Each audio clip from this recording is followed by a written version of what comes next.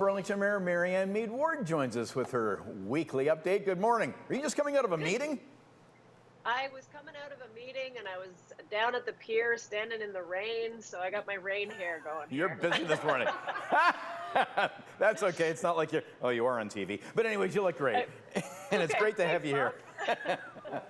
But we thought we were the first meeting of the day, so you got an early start here. I've had two already, so my day started early today. Wow, you're up before the military.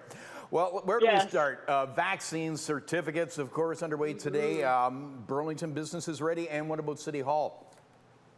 Well, you can come into City Hall, but we have followed exactly the provincial regulations. And so that covers events, meeting space, sport facilities. So all of our recreation facilities that have sports in them or any of our meeting halls, those will all require people to show proof of vaccination and identification. But you can still come into City Hall without that. We've excluded City Hall. Businesses are, they have asked for the proof of vaccine certificate, but I think the concern is around enforcement.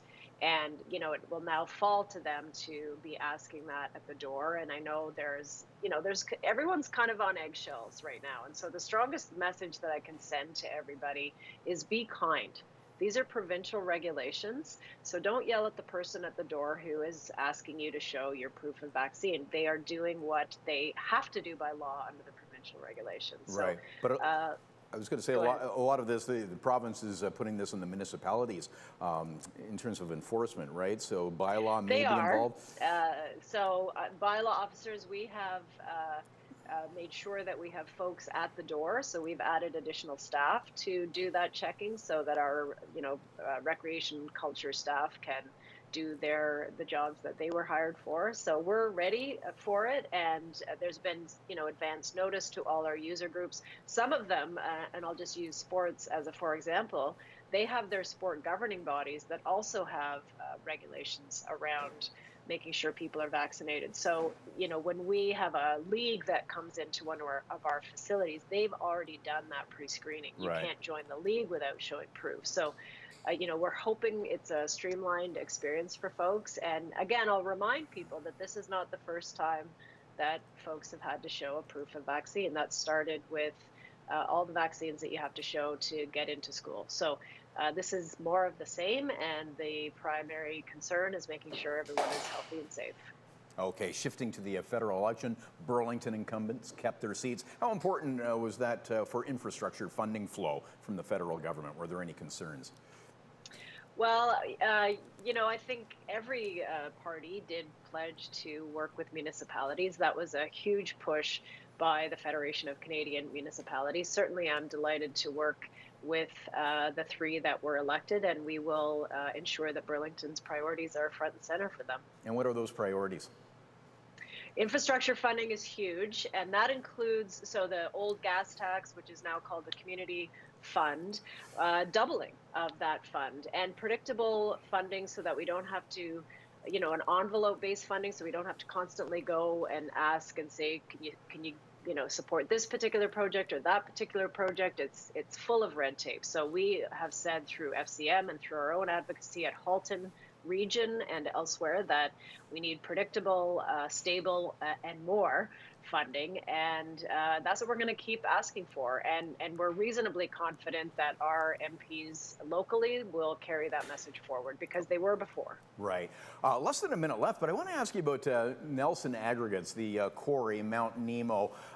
There was a virtual meeting on this, but where does it stand? And there seems to be some confusion because some people who say they are for the expansion think they're approving a park, but that's like 25 years from now. What's really going on here?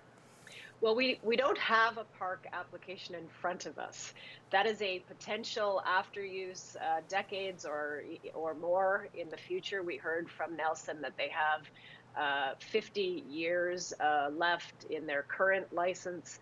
So, this use of mining is not changing anytime soon, regardless of the outcome of their application. So what we have in front of us is a quarry application to expand mining onto green space onto a golf course that is used by people passively. So it would take away that green space for quarry operations. So there has been a lot of misinformation, and we have heard from people who have said, I signed up for this, park petition only to find out it's a quarry petition, take my name off it. So we've had a lot of folks actually withdraw their name from that petition because it's a quarry application, and it will be processed as such.